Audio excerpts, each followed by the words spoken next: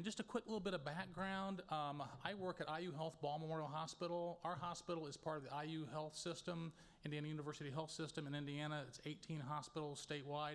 We are the second largest hospital in the system outside of Methodist Hospital in Indianapolis. We also own and operate a smaller hospital in Blackford County to the north of us. It's a 15-bed critical access hospital called Blackford Hospital. So that you can see at the beginning here why we're working on two counties, because we have a presence in both the counties that we're working on. Here's a look at our counties. Delaware County's in the center. We're surrounded by our service area, our primary and secondary service area. Blackford County, as pictured below on the bottom left, is a very rural, has their original 1800s courthouse. Very rural community, about 12,000 people in the entire county, very small. Delaware County has about 120,000 people. It's home of Ball State University. It's also home to Garfield. Jim Davis, the creator of Garfield, lives in Muncie. And you might know us of David Letterman fame. He attended Ball State University as well. So the two counties are vastly different. Delaware County is really a asset-rich area when it comes to health programming and ways to exercise and get good nutrition advice. We have a beautiful 62-mile paved greenway system that goes through our area. We have lots of YMCA facilities. We have incredible amounts of programming through our university, outreach programming. There's just an incredible number of people in our community working on initiatives to get people healthier and to have better lifestyles.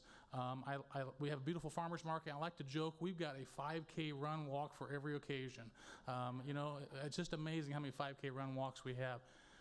Unfortunately, though, despite all this wonderful asset richness, we are ranked 84th out of 92 in the state of Indiana in the county health rankings, and Blackford County is 86. So we're not doing very well. Our smoking rates are incredibly high. Our obesity rates are incredibly high. Our preschool obesity, we have lots of physical inactivity among our residents. Our diabetes rates are climbing just like our obesity rates. It's really a sad health picture, and it's leading to a lot of chronic disease problems in our two communities. So about 3 years ago, as part of my role as Community Outreach Project Manager, I do our Community Health Needs Assessment, and as part of that 3 years ago, we developed some strategies in conjunction with some community partners I brought together for a little group to work on developing some strategies where partners in the hospital could work together on some of the issues we identified in our health needs assessment: obesity, smoking, infant health, access to care, mental health. Those 5 were our 5 priorities. So we worked for a while developing some initiatives, some specific initiatives to put on the ground. In 2014, those of us that had developed these initiatives, and there were representatives from our health department, YMCA, university, other stakeholders in the community, we looked at each other and said, what more can we do? We felt like we just weren't moving the needle. We weren't stabbing in the right direction. We were doing good programming, but we weren't seeing lots of people in our programs. We wondered, how could we make a better difference? We learned about an initiative in Indianapolis called the Top 10 by 2025, and the backbone organization for that coalition model is the YMCA of Greater Indianapolis. So we went down and studied their model, and we decided that we wanted to form a similar collective impact model health coalition in our community based on what we saw at that effort in Indianapolis.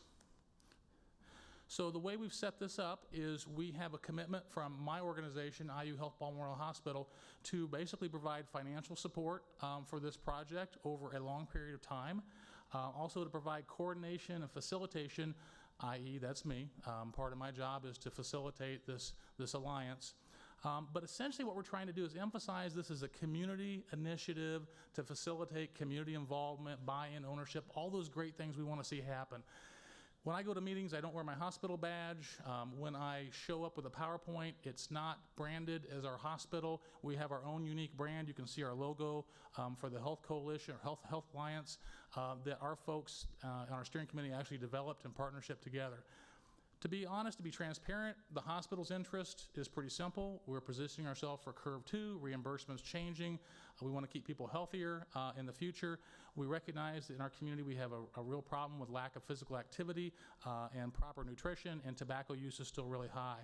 So looking at those factors and looking at those being drivers for chronic disease, we've decided we need to do something, and now is the time. We can't wait any longer. So the other thing that drew us to this was the idea of collective impact. And many of us in our community, this is very new to us. In fact, I attended a meeting sponsored by a group that was trying to get a lot of health coalitions in the state to talk more. And when they asked who has heard of collective impact, very few people raised their hand. It's a fairly new concept in some areas of the country, but essentially the idea is the elements of collective impact are we have a shared vision for change. We don't want to operate in silos, because when we do, we have differences that can splinter what we're trying to do in our field as a whole. We have to have a collective impact, some sort of a shared measurement system, so we're all knowing what goals we're heading towards and how we're getting there and how far along we are. So we want to collect data, a short list of data and indicators at the community level, so we know what's happening in our community. We want to have activities that are mutually reinforcing. We intend in our Health Alliance, we intend to have a number of different organizations from all spectrums across our community. They don't all do the same thing. That's okay. We want them to be a part because we recognize what they can do with mutually reinforcing activities. Communication is really important. You hear a lot about initiatives get started and then the communication falls off. We don't want that to happen. That's why I've been assigned to work on this pretty much for about half or more of my time each day.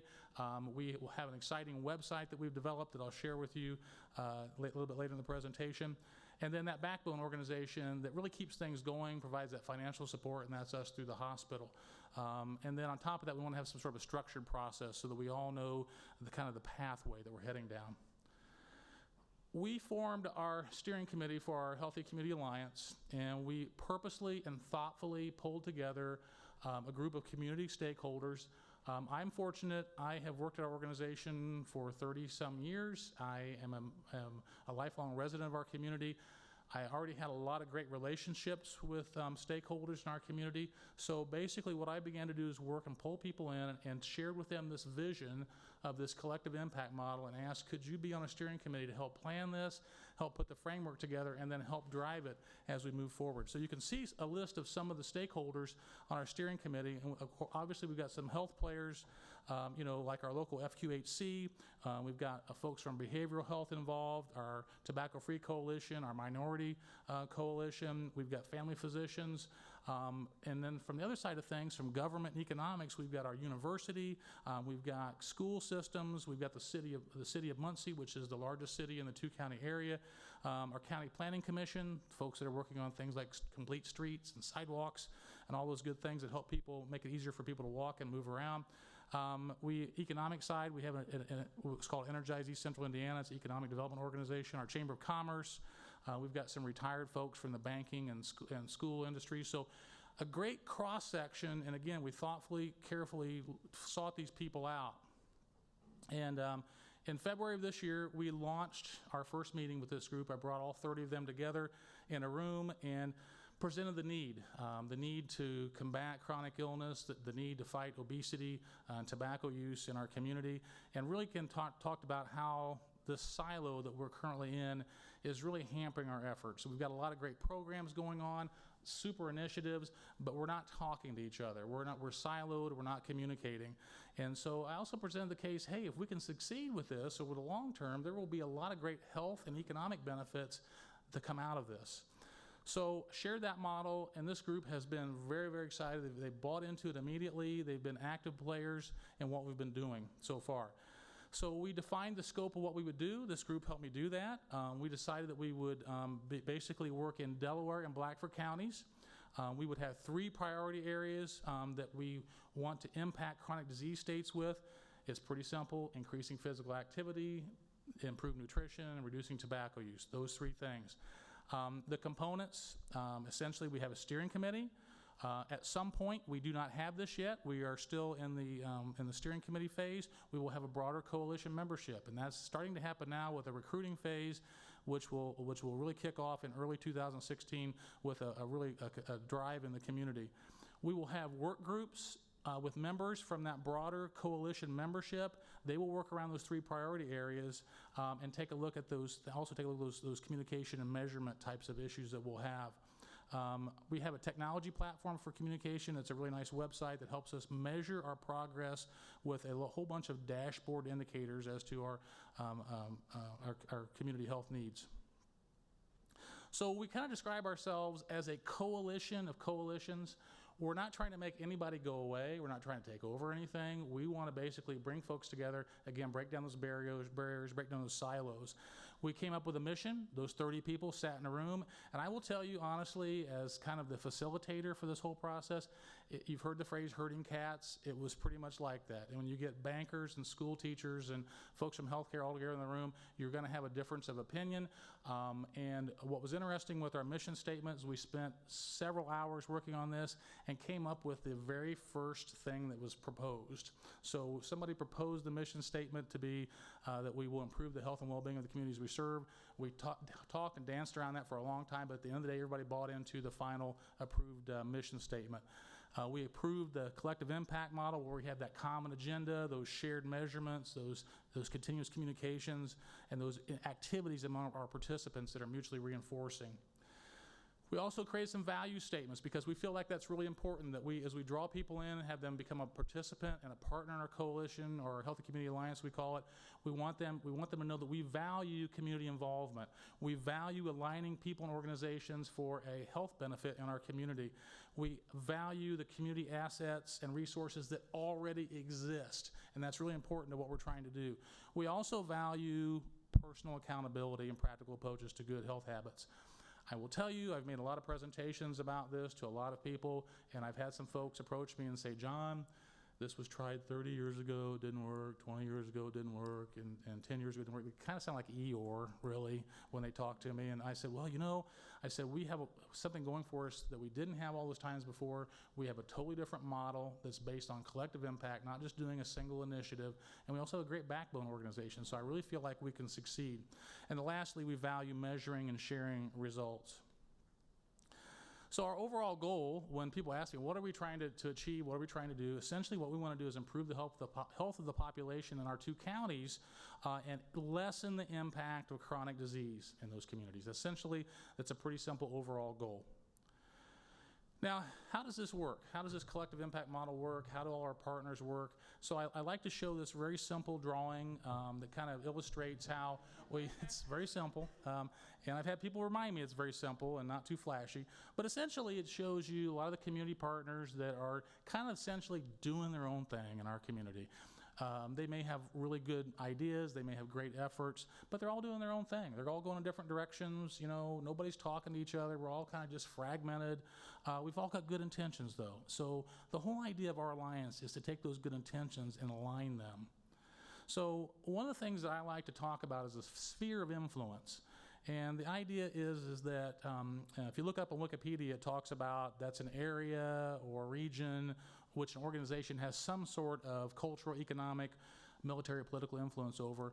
With us, we recognize that it's the ability of our partner organizations in our Healthy Community Alliance to persuade others to make good decisions about nutrition, physical activity, and tobacco use. So essentially, we're trying to recruit spheres of influence, organizations that have people that meet and they interact with, that they can continually bombard with best practices, with messaging about these 3 things, okay? So we're essentially getting an army out there working on these 3 areas is what we're trying to do. So what that looks like is we have our steering committee that's been working on this framework and our goals and objectives and our tactics, and we basically then look at our community partners, we enroll them, and we can then align them together, working together around these 3 areas of nutrition, physical activity, and tobacco. Ultimately, using the collective impact model and continually measuring our progress, what we hope to do is improve the status of chronic disease in our community. Ultimately is what we want to do. We recognize this is not going to happen overnight. We recognize we're going to have some big wins at first, and then it's going to kind of slow down, but we've got to keep that momentum going. One of the things that we don't intend to do is we are not, as an alliance, trying to go after grants. We will support our partners who might want to go after grants to enlarge or expand or start new initiatives on their own, but we are not going to be a grant-seeking entity. The other thing that we don't want to do, we do not want to create another big program. It's funny, I've been in meetings in Muncie, Indiana, where we have a lot of bright people in a room sit down and say, hey, we've got a problem with obesity. What are we going to do about it? What's the low-hanging fruit? What we can get? So what happens is you get all this energy, and suddenly everybody's talking about, hey, let's do a community weight loss challenge. Yeah, and let's challenge the neighboring city, and let's have a competition. Let's get everybody engaged. And everybody gets really excited, and they're jumping up and down, rah, rah, this is great. And then somebody looks at somebody else and says, well, who's going to do this? You know, who's going to pull this off? Who's going to manage it? Who's going to communicate it? How about those populations that don't have access to little Fitbits that cost $100? Can they participate too? How do we engage people in this kind of thing? So, of course, then it kind of just falls apart. Or we have initiatives that get started, a lot of time and effort goes into them, and then they just don't get a lot of participation, and then again they fall apart. So we're not about trying to create another big program. That's not what a collective impact coalition is about. We're trying to basically be a catalyst for things that already exist, to create new initiatives, to get those spheres of influence working and talking to people and encouraging them to take advantage of programs that already exist. And we're building all that around our mutually agreed upon goals and objectives. So this is a really busy slide, but it basically shows what our group has been doing. We're serious about this. We really want to have some serious goals. Goal 1, increasing physical activity. For instance, one of those is that we want to increase the percentage of adults who meet the recommended amounts of physical activity per day, okay? In the area of improved nutrition, we want to increase the percentage of adults who eat the recommended amounts of fruits and vegetables per day. And then goal 3, the top one on the list, is we want to reduce tobacco use by adults. What we envision happening is that once we get our broader coalition together, then those folks will split off into these work teams, and they'll start working on some specific tactics to help our partners leverage resources that already exist and get those common messages out there. So the work groups will be community members, community stakeholders. They will develop the tactics. They will be invested in what happens. I'll be there to guide them, keep them on track, keep the communication process flowing. We want to share the word what we're doing. So we have some specific metrics from publicly available data that we will gather and share with folks over time. Okay, we want to also tell folks, hey, there's some best practices out there. There's some funding opportunities out there. So we want to communicate those items to our partners as well. So we developed a web platform. And I will tell you, it was not inexpensive, but we worked with a company out of Berkeley, California called the Healthy Communities Institute. And they specialize in developing web platforms for community health coalitions, hospitals, health departments, anybody that's engaged in trying to change the health status of a community. And what they are able to do is put together a really nice collection of publicly available data. They have a team of epidemiologists that work constantly to update that data, and they put it together in a format that's really easy to see and understand. So this is our website. I'll show you just a few snapshots from the website. John, you're running a little long here. Okay, all right, sorry. I'm going to pop through the last slides. I'm looking at the clock, but the clock's wrong, so apparently. All right, so anyway, this is our website. It basically allows us to give data about where we're at in a dashboard format. And we talk about obesity, we talk about nutrition, smoking, all those things. It also lets us share promising practices with our partners, and also lets us share funding opportunities with our partners as well. So we're really excited about this initiative. We're really excited about the platform that we have. We're really excited about our structure. We've got all that built. Now it's kind of a matter of let's go out and recruit people. We have teams that are working on that. I'm helping with that.